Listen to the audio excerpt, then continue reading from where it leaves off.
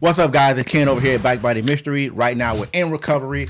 Today, we're going to be talking about Funko Pops, anime, conventions, cosplay, and things of that universe. Today, I got my special guest, Foxy Xanatos, and my partner in crime, Diamond. Yo, yo. So, cosplay is a word that was, they say, coined, not created, coined in the 90s.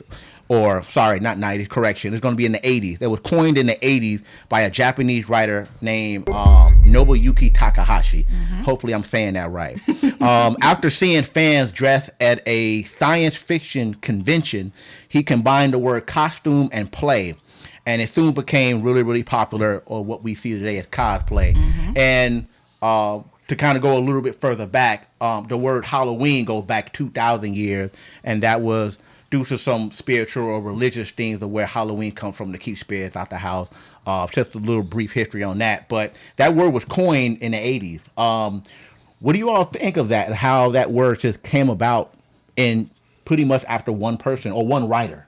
The way I look at it, it differentiates people who just dress up for Halloween versus people who dress up to represent a character from a show that they like at a convention, or like when they have story readings, or when they have the panels, when they representing the character from Iron Man, RDJ Iron Man. So if it's him sitting and he's going to a signing or he's doing a panel, the people come to honor him basically as Iron Man, dressed up as Iron Man. Okay. So costume play, they're playing like they're him in representation of him to honor him. So that's kind of how I see cosplay. Okay, so you see it as honoring the character, or honoring the person that's portraying the character in movies. Do you feel that characters get inspired, even if they're not honoring the character, but do you feel that people want to live out their own type of fantasy? Oh, absolutely. Absolutely, because when people cosplay, you can also do original characters, so, which is your own character. So you may take bits and pieces of other characters that you're familiar with and you like the way that they represent themselves, and you create it as a whole for your own. Like my personal character is Foxy Xanatos. I took that from when I was watching Gargoyles, and David Xanatos' wife was Fox Xanatos. She was head of the wolf pack. That was my girl. I messed with her. So I took bits and pieces of that and made it into my own original character persona. Okay, that's a really cool thing. You know, before we start, I was looking like, okay, how do I pronounce it? Like, how do I pronounce and say this so I don't mess it up? It's definitely not spelled it's not spelled the way that people would think it was spelled. Like, I don't use F's and Z's, because if you hear Foxy Xanatos, you think it F and Z. I use PH for the F, so it's PHOXXIE, and then Xanatos is XANATOS. Not Halloween, but if you have, or you went to a convention, what is the first thing, or what have you dressed up as for your first convention, or if you have? I think my first convention that I dressed up as, I think I kept it simple. I dressed up as Pikachu. I think it was it wasn't a convention. It was like more of a convention and a video game tournament, because I go to a lot of video game tournaments. Yes, they have those combined. In the city, I go to Combo Breaker, Frosty Faustine. Okay. I think it was one used to be called UFGT, Ultimate Fighting Game Championship. I think we have the Anime Con, or I think it's that's ACN. Yeah, and then they got Anime Midwest, which is another one. Midwest. I'm not usually. Was on the verge of building my own. What is it? Iron Man costume. I still have the helmet. It's in storage. I used it through Peppercurl. Okay. If you know what that program is, I had to do all the bonding and the sanding and all that other stuff, and but that was my first one. I'm not really dressing up like that. I would like to, because I would love to go as Omni-Man. Omni-Man. Yes. Get you that blonde wig cut down to a bob, and get you that full body suit. I kind of got the haircut now. That's it. That's all you gotta say. Almost. Or you don't even have to get you a wig. Sometimes people don't like wearing wigs. They have like wax that's different colors, and you can use the wax and put it in your hair, and it'll last for however long you need to, and you can just wash it right out. Yeah. Like I see people who cosplay Beast Boy all the time. Black guys that cosplay Beast Boy, they paint themselves green, and they use this green wax in their hair so they don't have to wear a wig, because some people can't wear wigs. Green. So they got green wax, red wax, yellow wax, blue wax for any, because all the characters, everybody's hair is not the traditional color. Okay, you're teaching me something new. So we using wax to give the spike effect versus doing their own hair and spray holder. Yep. Yeah, you know, it's Amazon. So what? I'm trying to tell you. Do a cosplay person need to spend thousands of dollars to get the result, Absolutely or can they not. spend a couple hundred and stuff in the house to get the result? You could spend $50 and get that same result because that's where cosplay comes in. Or when you have an original character, you don't have to go out and buy specific stuff. The original character is your stuff. You make it how you want. Okay. Cosplay is you take that character, but you make them into like a modern day character, like Android 18. Android 18, her outfit.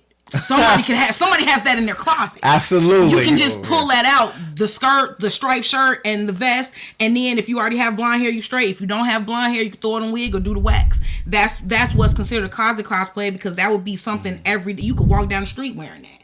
But if you like doing a superhero like the X-Men, you know they have uniforms. They have specific outfits, uniforms. That's more of a heavy duty cosplay because you're dressing how they dress when they go out and save people in the world or whatever. You have on the actual uniform.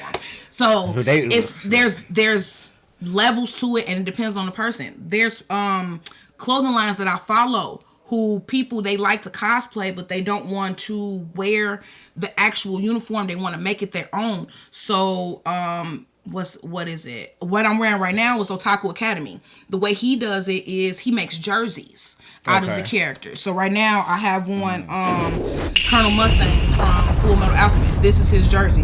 It got a number on it. It's got the flames on the bottom so you know he's a flame alchemist. He got his symbol that's normally on his glove right here. So this is like a closet cosplay. I'm coming out as Mustang, but I'm doing it in my own way. But you know who I am when you see me. Okay, good. Yeah, because that makes me think about all the stuff you can go buy. You know, I can name numerous of stores that sell pieces and you add it together. But, you know, I think a lot of people that cosplay will get a better sense of satisfaction when they're doing it from home. Like you said, closet cosplay. That's a new word I should learn. Closet cosplay. Closet cosplay, yeah, yes. when you're building it from the house. And, you know, and I've seen some of the extreme stuff where they got tools and power tools and really trying to go all out. And there's people that do that. So whenever you cosplay, or if you cosplay, if you ever go to a place convention, or if you're just going outside to have fun, like what do you look for? You look for people to really recognize you, or to get pictures, or to shout you out. Like what is like the I did a good job because of that form of validation? I'm in it for the pictures. I don't need people to validate me. I'm in it for the pictures for myself. When I left the house and I looked in the mirror and I took selfies of myself, I felt like I look good. If you don't know who I am, you either don't watch what I watch, or you just not paying attention. Because a lot of times, even when you cosplay, there's still elements of whatever character that you're cosplaying in that. Let's say somebody goes out and cosplays Deku from My Hero Academia. They could do a cosplay where they have one all green, like a green sweatsuit, green jumpsuit, whatever. They might have on like gloves that look like his gauntlets. They might have one, he might have black hair, and they might have just the hood with the scarf around it. Little details like that let you know what character they are cosplaying or cosplaying. Just like Aizawa wears all black and a scarf. Put on a black jumpsuit, wrap around a scarf, you are Aizawa. Put a patch over your eye because of what happened to him in the recent episodes, you are Aizawa. Like, that's how simple it is. The same thing with Hisoka. All you gotta do is draw a heart right here and a star right here and have some pink hair, you Hisoka. Like, that's it. It does not take much to cosplay. You don't have to spend thousands of dollars to do it. It just all depends on you. To go off that, I think it's like more of that nostalgia too out there, where at least when I go to the conventions or the anime conventions, like you see somebody dressed up and they mix two characters and you're trying to figure out what that character is. I think I saw online somebody dressed up as a pimp named Power Ranger or something. Yes, I saw that. Yes. I forgot what it was. He was dressed as the Green Ranger, but the Green Ranger suit was pimped out. And it was pimped out. It was. That's what I'm talking about. A pimp named Power Ranger. It was something like that. Yes. And then I guess he paid like $3,000 for the outfit. Yeah. He had it custom made. I saw that too. And somebody was interviewing him, and then he had to explain like, "Hey, from the Boondock. I don't know if you ever watched that show." And the Power Ranger, but as a person on the side, and you looking, and you like, like, what? What is it? Power Rangers? I'm So that's why, and that's why when you see people cosplay like that, sometimes it's okay. Most people that's cosplayers are not offended if you come up and ask them what they are. Okay. So it's okay to talk to them. I have followed a lot of people on social media and they put up disclaimers. If you see me at a convention, don't be afraid to come up and say something. I'll take pictures with you. You can ask me what I'm doing. All that, because I've seen Sailor Moon crossover with Star Wars. I've seen a Darth Vader Sailor Moon. I've seen a Sailor Moon Sith. I've seen a Sailor Moon Jedi. Like, Sailor Moon it's Jedi. it's crossover. Yeah. Well, how am I missing these things? Man, you gotta be you gotta be in the right category. Like, you gotta know. I got a question. Do you think it's a big difference or a different reaction, or you would get a different reaction between the cosplay and the crossplay? Because I know I see some of the guys dress up as like. I was waiting for that. If you, I'm not sure. If you, well, I don't know about him. If you watch My Dress Up Darling, like some people are dressed up as, some of the guys are dressed up as like her. Female. And I was like, what do you mean by that? And in the show, like she cosplay, but then I see people guy dressed up as her, and I'm like, he did a really good job. Although, I know it's crossplay, but you did a really good job. Like, first of all, you're not gonna speed past that. Like, you didn't just say what you just said. The creative aspect. If you're not looking at the person under, it's like, what are they trying to project and show you? That I put the work in to make this. And I think when you walk up to me, it's just you see, because I see the hard work. You did not go buy that at the store. Even if you spent you didn't buy that from the store. You didn't pick that. Everything I can tell looked homemade. I'm gonna tell you, if money wasn't an issue for me, I always wanted to do a Lord Zed from the Power Rangers. That would be dope. I always and wanted I to look, hope you okay with wearing a very tight, skin tight jumpsuit, because it has to look like all the blood is coming through the tube. The tubes and all that. Lord Zed people need to cosplay that more, because that was a very I don't know if it's hard, because you gotta have like the blood to flow through, and then his face glue. Not glue, but glowed. It's all about how you make it work. It's all about ingenuity. It's all about how you make it work. So some jumpsuit, you get the helmet. They sell him at GameStop. He got one upstairs. He got the Lord Zed helmet with the voice activator changer. And then all you gotta do, it's almost like with certain cosplays, you can fake it till you make it. Because if you got invisible tape and you got you can go to a hardware store and get those little clear tubes. And even if you don't have actual blood, you can put dye in some water and run that through there. So it's like it comes off as blood, even though there's nothing actually flowing through. You can hook it up to an empty container and paint the container, make it look like there's blood in it. But it's like a fake it till you make it. You make it look good. It don't actually have to work per se, but it's for pictures. You look at it. Yeah. So it's like a representation. I've always been thinking about it for a while. I know you said Lord Zed, but Godar from the original Power Rangers. But it's such a unique, like you costume and eye down. Like you have to be really tall, or probably size don't matter. You serious? I always wanted to dress up as Ultraman, back in the day. Ultraman was so cool. Man. Ultraman was so cool. Or like even the original Power Rangers Zord, just any of those, like the first one, as the Zord itself. The Zord itself. Oh yeah. Ain't nobody got time for that. You know how cheesy they was made with the box when they walk in. You see because the Power Rangers were actually humans, and they should have made it appear look big. You know, the one thing I always kind of was like mad about Power Rangers, how they should pretty much copied all the episodes from what they had overseas and just put it into the Americans. It was never actually recorded here. I'm like, y'all could have did it. It wasn't ours. It got borrowed and cut and pasted. That's pretty much what it was, and it got us into it. And now Power Rangers is all. That's what we grew up on. Coming home from school, watching Power Rangers 3 o'clock. As soon as you got home, you already knew what it was. It was 3 o'clock. You already knew what it was. So that's what I'm saying. Like that, Big Bad Beetleborgs. All of that fell into the realm with each other. VR Troopers. Nobody remembers VR Troopers. I remember VR Troopers. That's what I'm saying. VR Troopers was hitting before Power Rangers came out. Was. VR Troopers was first. Power Rangers came after that, and then Beetleborgs came after Power Rangers. I used to watch all of them. Man, so that's why I was like, is gone. I'm trying to tell you at the front of the TV till about 6, 7 o'clock. Street Sharks. Street Sharks, SWAT Cats, all that. Biker Mice from Mars, all of those fall into like the same category. Yes, I don't know. Winged Duck, all of that. Well, do y'all think cartoons are... I don't want to use the word better, but do you think the creative aspect for making good cartoons is still there? Because when you think about the cartoons over the last 10, 15 years, them are great too. Like Rick and Morty. You got I haven't really watched anything over the last 10, 15 years because I went straight over to anime. But do you think not anime but cartoons are just as good now versus when we grew up? Or was it just we just kids and we're experiencing it for the first time? Nah. The cartoons when we was growing up was educational. Animaniacs taught us about the countries. Yakko had a whole song that taught you about Czechoslovakia and other places that we can't pronounce that they was teaching us in school. These cartoons now, no offense against SpongeBob, it's funny, but it's also slow. It's some of the stuff on SpongeBob just don't be comprehended. It's not teaching us nothing. The cartoons we watch taught us things. Cartoons they watch, I feel like it's taking away brain matter. So it's not we are not the same. Do you think they focus more on the viewership versus what the consumer is?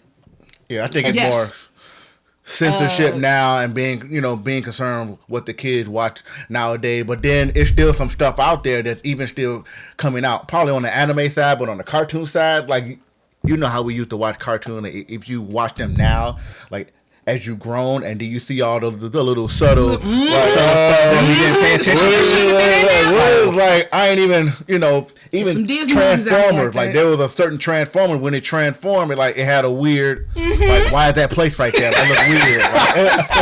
Like even like Red and Stimpy, we wasn't supposed to be watching that. There's no way. There's no way we were supposed to be watching Red and Stimpy, Beavis and Butthead. We were not supposed to be watching that. But see, that's why those cartoons were out then and not out now. Because with all the sensitivity and stipulations and regulations that they got going on in the year 2000 versus 90s and 80s, we got away with a lot more stuff back then. But we weren't as sensitive either. Well, you know what? When I think about it, some cartoons have made a comeback, but they're not on regular broadcast TV. It's on some form of cable. Because even the Butthead is back. It is, but you got to stream it. But you got to stream it, or you have to watch it on that certain platform. Like even like looking at the old like 90s Pokemon, like Team Rocket, Jesse and James were doing some off the wall. If you go back and watch some of that, James then was doing some off the wall stuff. Everybody thought James was on the other team. I was one of those people, so it's okay. Oh man, James had questions. He was still cool dude though. I ain't gonna lie, James was still dope. He was James. He was the homie. That Rose always threw me off. He was the homie, so I was like, I rock. That make you think about in Sailor Moon. What's the guy that wear the hat? What's his name? Tuxedo Man. Yeah, Tuxedo Man. See, this is my problem with Tuxedo Mask, and I'm gonna talk to the camera on this one. Tuxedo Mask was a grown man. Usagi was 14. That is all.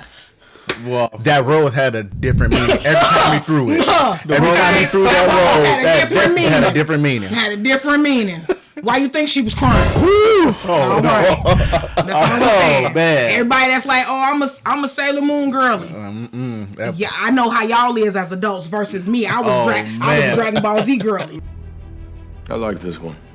So I hit differently. Bulma was my chick. She was smart, she had money, and she married a prince. You know what?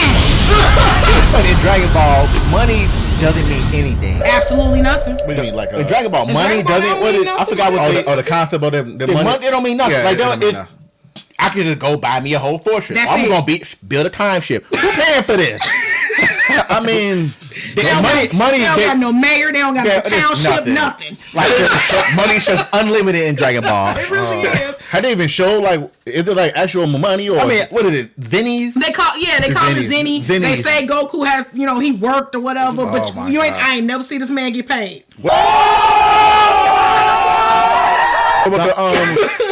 Tournament money from I think it was Zenny. It was Zenny. Dragon Ball, but you think he won all the money from there? Yeah, but they gave it to Hercule so he keep their secret. Yeah, that's how he wound up. The money didn't mean nothing in Dragon Ball. It mean nothing. Yeah. Fighting was the only currency.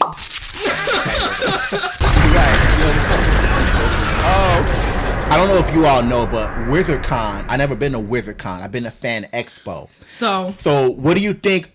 If you all been to WizardCon, what do you think how WizardCon is versus Fan Expo since it's not WizardCon anymore? Okay, so because it ain't. I've been. And I was like, everybody can talk about WizardCon. I went to Fan Expo, and it was just. It wasn't in my opinion, for me, for what I wanted to go and buy people to meet, it wasn't like it wasn't it.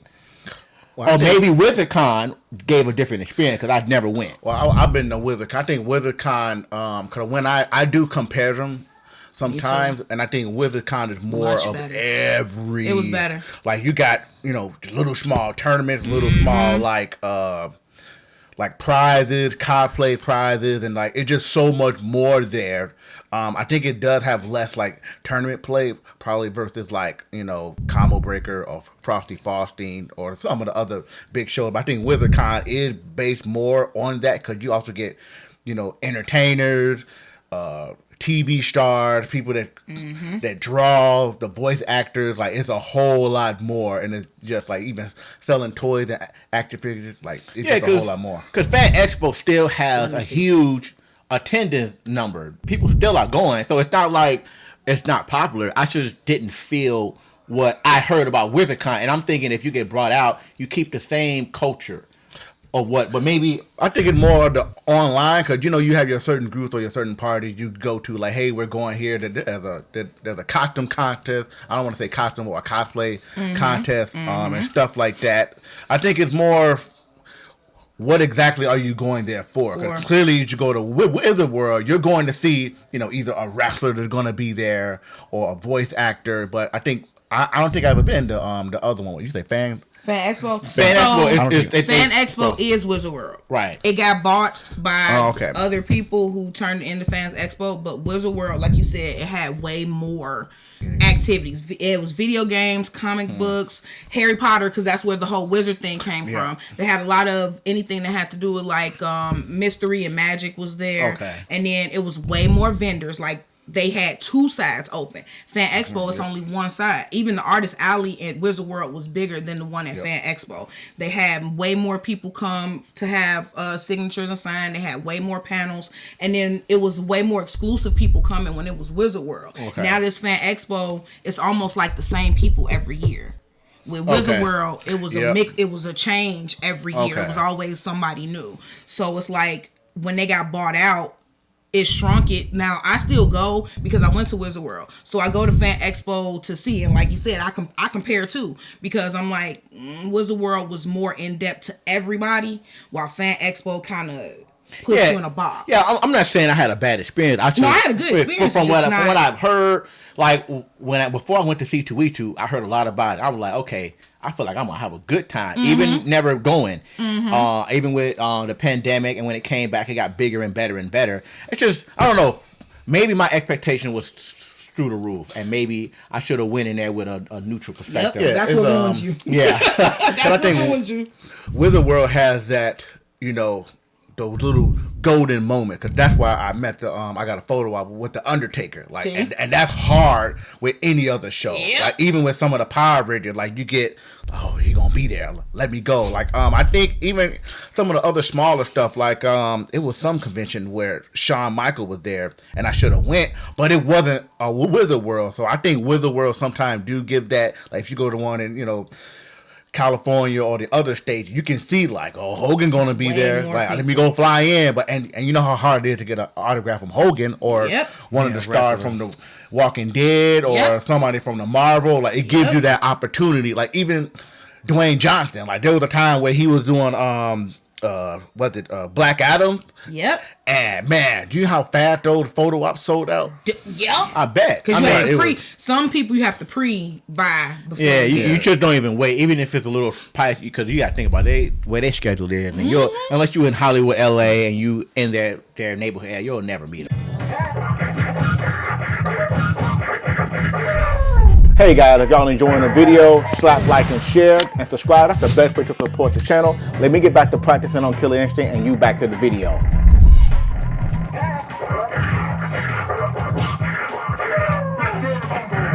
I got toys behind me, toys to the left, other toys over there.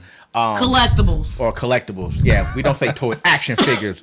Collectibles. There are times in your life where you know that the thing that you're saying is not true. We collect, not a toy that we play and break. I'm grown. Do you collect a lot of pops? Yes, I do. Where is your number at so far? Ooh, snap. I have reached the upper 500s. Okay. With Pops. And that's because I am a collection finisher. So if you look at the back of Pops when you buy them, it shows 5 or 6 other Pops that may be in the collection. So I finish those.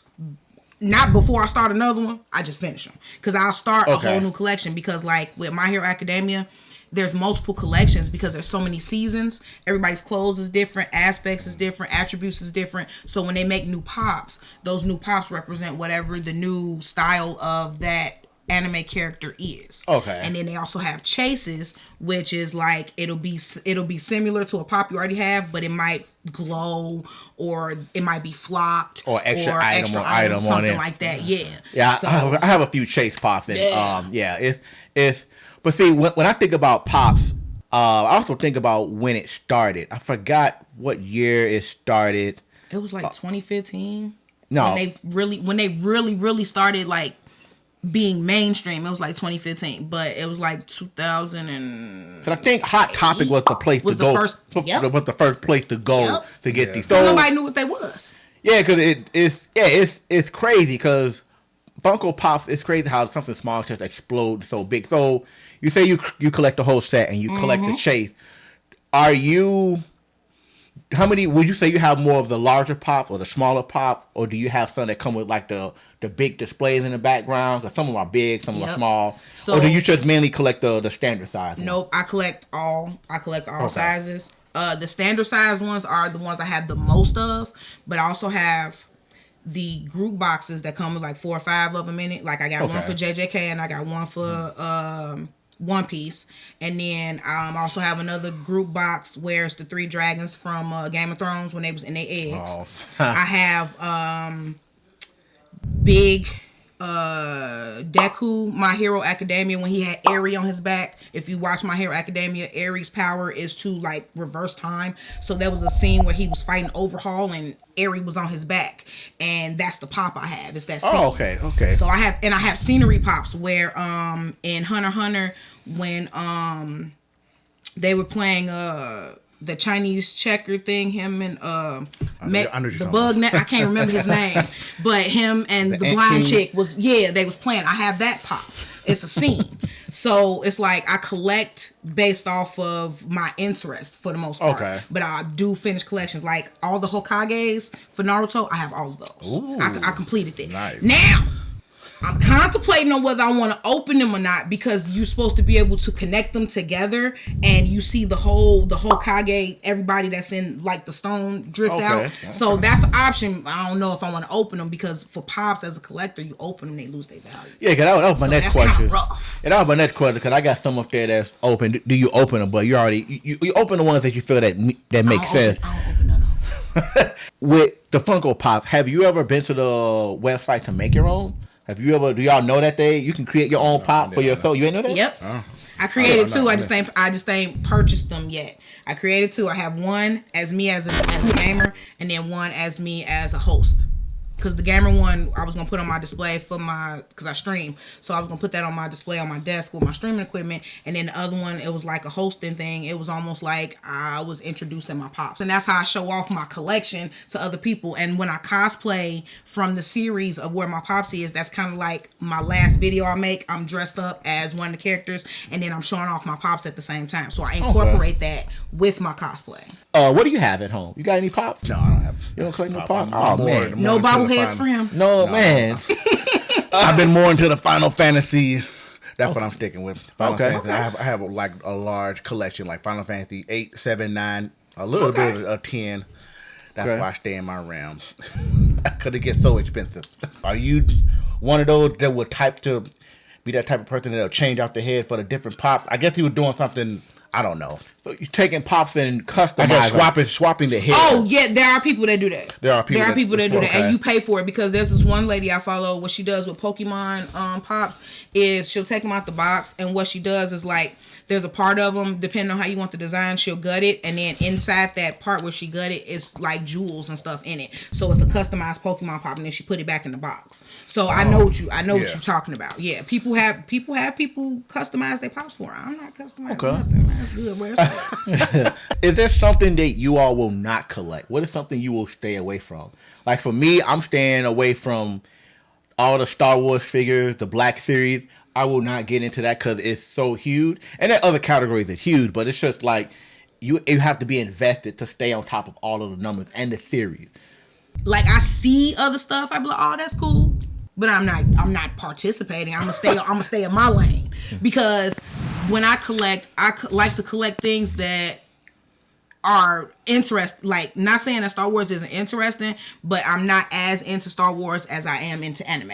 So I have a few Star Wars things. Like if I see a pop, I'm like, oh, that's dope. I ain't never seen one before. I grab it, but I wouldn't even bother finish the collection because I want that one specific pop. That's it. That's how the addiction starts. It does. And you buy one and it just spreads. I think I stayed away. I used to collect Spawn like really hard. Dope. Okay. Because Spawn has so many different like types, where his leg is big and his leg is small, or he changed over. It got a little bit crazy. I used to try to collect like some old Power Rangers, but then they become hard to find. But then I think I'm more of a. I believe I sent you like a video of the Ninja Turtles. Like I would like to buy the whole set right there. Like if I can't, I'm like, I don't.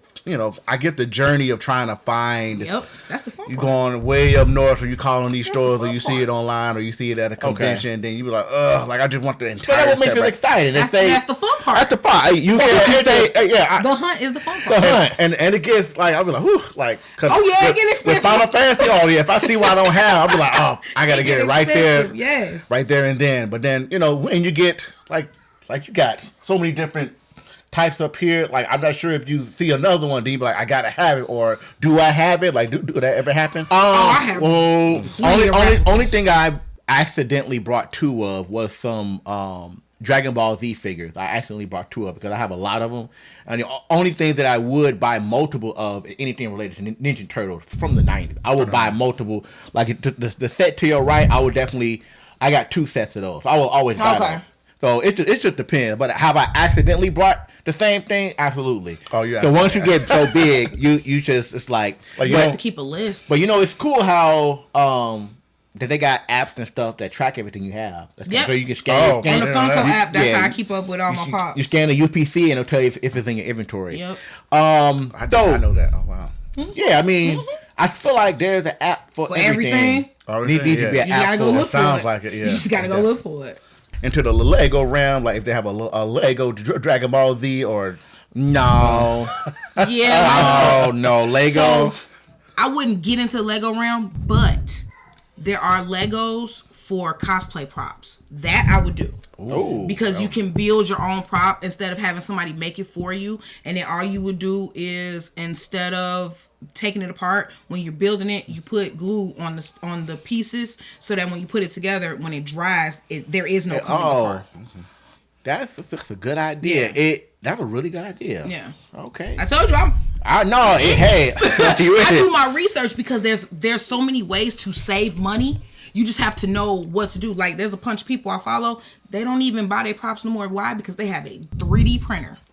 That is how they make their masks, So their props, pieces for their costume, all that. Well, see, but that goes back to the question of, if somebody that got the money and the resources, will you know that they had fun going through the journey versus just hitting a few buttons and they done? That's it. Yeah, those people, I don't think they feel it as much as the people who actually take the time and ingenuity to build the cosplay. Right. Like the people that get ready to go to cons, they are building this cosplay and 3-day cosplay representation over months because they know what con they have to go to, and then they even. Some people life take over and they have what's called a cosplay crunch, where they'll record themselves hastily getting all their stuff together for their cosplay. They already got all the pieces, but they ain't putting nothing together. Yeah. Okay. So you got all the pieces, you collected the pieces over all these months, but now it's like 3 days before you're supposed to go out of town for this con. Now you got to put everything together. So your hot glue gun getting to work out, this floor, spray paint,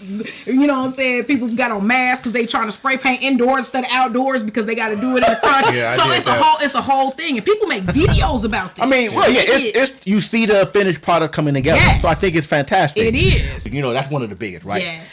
San Diego Comic Con is huge, and it started in the 1960s. They have the record for the longest line for waiting for celebrities, and one of them was Stan Lee. So my question is, do you believe, or do y'all believe, waiting in line for hours is an experience, or do you feel like the celebrity is going through some form of negligence? Because I remember when I went to, I forgot what convention it was, and I saw Stan Lee, and that line was insane. Stan Lee did not look like he was having fun. And if I had the power, I would have been like, man, go home. I get the meeting and greeting part, but the line itself, the line itself. It can be. I've stood in enough lines to get enough signatures to know when we were standing in line to go see JDF, that standing in line even before getting into him is an experience, because it was other celebrities who were coming because he JDF. It was other celebrities because we were standing in line who was coming through, who we got to talk to and we got to speak and see. For those who don't know, who is JDF? Jason David Frank, Green Ranger, White Ranger, Power Ranger. All right. All right. Lord Draken, my bad. I almost forgot that one. Lord Draken. So, but when we were standing in line, we got to meet, what's that, Michael Roker. That's him. We found out him and JDF was like best friends, and they was in the back drinking before they came up. Like, he was getting lit. I got pictures with 2 celebrities instead of 1. Okay. Multiple things got signed because we were up there and we experienced the line. It was other people in the line who we were talking to. We was talking about our collectibles and they was talking about theirs, and people were sharing avenues of where they found theirs. We were sharing where we found ours. We exchanged information. That's how people got followers on YouTube. So it can be an experience, because when you stand in line for that person, all of you there are basically there for the same common goal. So within that goal, you're going to talk to each other, because who just going to stand in line and be bored just looking? Not me. No, you're right, and but you know, that's what I think about. Like 4 hours is a long time, and I get everybody got a common. You know, even when you mentioned earlier, you met the Undertaker. How long was that line? It was a nice long line. I'm sure. Definitely.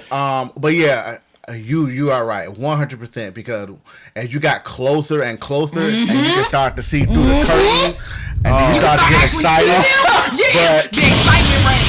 And with the Undertaker, it was funny because you can see he was excited. Like, I think I was like at least 10 people, like, and then you can see like he's happy, he clapping hands. Like, you really don't see that side unless you watch his like podcast or interview. But you can see he excited to meet you, and he be shaking hands. He be like, "Hey, how's it going?" So when you got up there and we put our stuff on the table, like he's like, "Hey, how's it going?" Like, he shook our hand, he gave us a hug. Very personal. You know, it was like, it was an experience. I think one time I went to go see Mick Foley.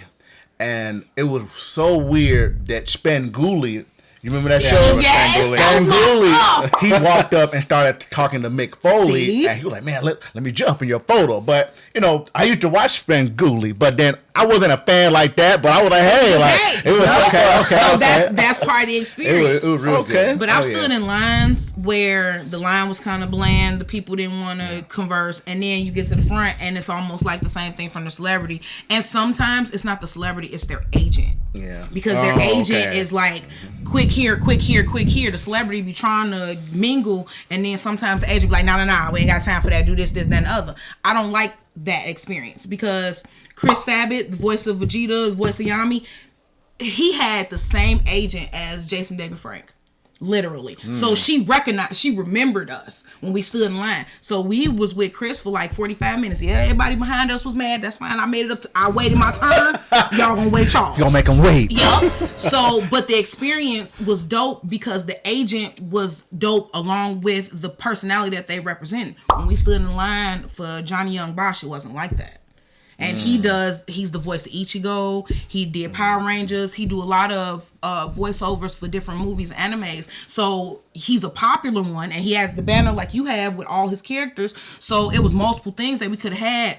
His agent was overcharging. He was kind of boring. It was kind of blah. So it was like, we here, but I don't feel like we should have stood in line for that. Waiting in lines like that, it can create its own experience, because if you all are speaking to it, you know, I would have never thought getting close to the Undertaker, he gonna start getting riled up and shaking hands, like, cause the character that he has to present. Yep. But it's like, cause in person, even back in the day when Undertaker did do meet and greet, he had to stay in character. Yeah, he did. When Kane, his brother, had to stay in character.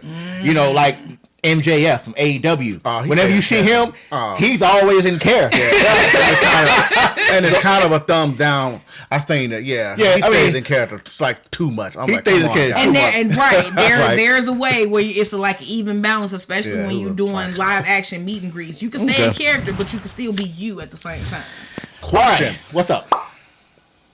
Out of all the people you like, any person you met that got a autograph or person, who was probably your favorite one to meet, or like this person is just like really cool, like who would you think? Me, I met Xavier Wood from up, down.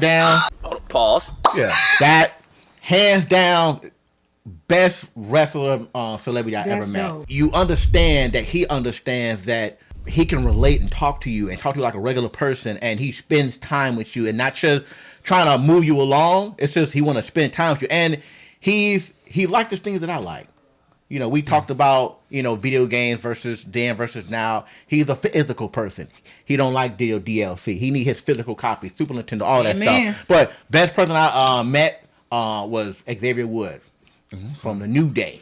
So I think mine would probably a mix between, well, it's kind of three, like a mix between Undertaker, Jake the Snake, and Kevin Nash. Like Kevin Nash, like that guy can give you a real good conversation. Like Jake the Snake, I think I was there with one of my other friends, Vince. He was just cracking joke, giving people the middle finger. It was but it was all fun and good. But it was just real fun. Like you said, it don't feel like they just trying to push you along. Yep. Like they do So- have a conversation with you. You know. And my three, Jason David Frank, and then Chris Sabat, and then I also got to meet the English voice actor for Kaido. So he did the laugh for me. No, yes, that was my favorite part. Nice. I was like, yes. So JDF signed my Power Ranger. Chris Sabat, he signed my Yami. I mean, not my Yami, my Vegeta, and then he signed a picture for me of Vegeta powering up to Ultra Ego, and he wrote "That's my Bulma" on the front of it. I was like, oh my god, that made my day. And then Kaido did the same thing. I have a picture of him. It's like a metal placard with him dressed as Kaido, and he signed his name, and then he wrote the laugh out. So I was like, those three, that's my top good. three. Yeah, that's my top three. Like, I'm good with that. Everybody else on Good. Yeah, they create good memories. So which one would you choose? The one you choose, the other one never existed. Okay. So we're gonna keep it simple. So really fast. Naruto or One Piece? But remember, the other one never exists. Naruto, One Piece. One Piece. Dragon Ball Z, or Yu Yu Hakusho. Oh man, Yu Yu Hakusho. Waking up at Dragon Ball Z. Yu Yu Hakusho, man. My Hero Academia or Demon Slayer? Because I'm reading the manga, Demon Slayer. I'm gonna have to go with Demon Slayer too. Yeah. Okay. Hunter x Hunter or Attack on Titan? Man, that's a good one. I know. Aaron didn't do nothing wrong. Attack on Titan. Yeah, I'm doing it. Aaron didn't do nothing. He was right. He was justified. I agree. His genocide was justifiable. I agree paid with it. Was attention. definitely. But I'm gonna have to go with Hunter. Okay. Hunter x All right. Bleach or Fairy Tail? Bleach. Okay. I kind of wish you had to put Yu Yu Hakusho and Bleach. No, I wasn't gonna do that. I know. Like, okay. I never watched Fairy Tail, so And I've watched both of them. you watch both of them. Yes. Man, Okay. I'm gonna have to jump on Fairy Tail then. Because the fairy tale, but see, fairy tale is almost like Naruto. They do the power of friendship thing. Oh. It's over. Y'all making this real hard. Bleach, because I understand. So it's Bleach. elements. Yeah, I'm gonna have to go with Bleach. Bleach. Okay, Bleach. All right. Cowboy Bebop or Samurai Shampoo? Cowboy Bebop. Cowboy Oh, Bebop. yeah. Okay. All right. Okay. Mob Psycho 100 versus One Punch Man. I haven't seen Mob Psycho, so Mob- I'm gonna have to go with Mob my Psycho One one. Punch because I ain't Okay. never seen Mob Psycho. Mob Psycho. All right. Sword Art Online or Log Horizon. Sword Art Online. Yeah, 100%. Sword Art. Yeah, that's Okay. And I don't even mess with That's Sword season Art 2 like of that. the I monster. choose them over Season them. 2 of the Tokyo Ghoul or Parasite Eve. Parasite.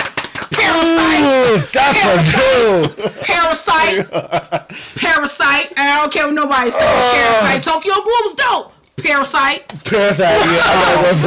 Parasite. Play with it. All right, Don't damn. play with it. Y'all got some passion behind That's Parasite. a good one. Wow, Like, that is a good one right there. Parasite, like you gotta. Yes. Parasite was in there. All right, we're gonna go back a little bit. Black Clover or No Game, No Life. Black Clover. So No Game. Okay, Clover. have you ever seen No Game, No Life? Yes. Okay. Black Clover. I feel why you I say get it. Black Clover. I get that. I'm there. Yeah. But No Game, No Life, man. No Game, No Life. Ooh, okay. If you was approached by a movie production company to create the cosplay for the next movie that's coming out, or create pretty much the outfits, who are you going to work with? So we got Greenway Production. They were in charge of the Batman 1960 series with Adam West. Metro Goldwyn Myers, which was in charge of I know them.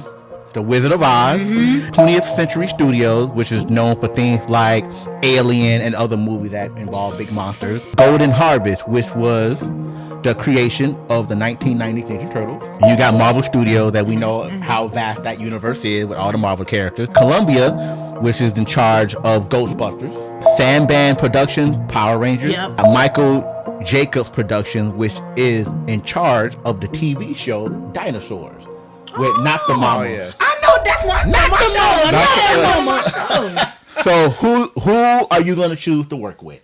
The company that do Aliens. 20th Century 20th Studio. Century Studio. Okay. Yeah. Because even like back then, the way that they put together the alien, that's how sci-fi futuristic it is. It's almost like that movie was ahead of its time. So I would work with somebody like that, because Kaiju number 8 right now is like one of the main anime mangas that I'm on, and I love monsters. So if we did a movie and I had to do it, I'm right on there with them. Please.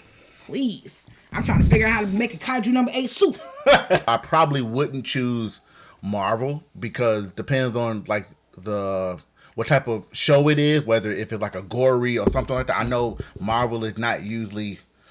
You're not going to see, any Marvel get their head chopped off, right? No, you won't. Absolutely not. No. So You see I a think black screen.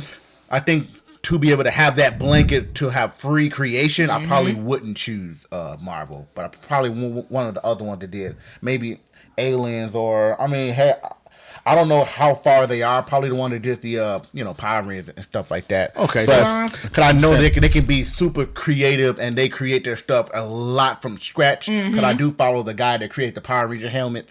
Okay, and I forgot what the page name is, but yeah.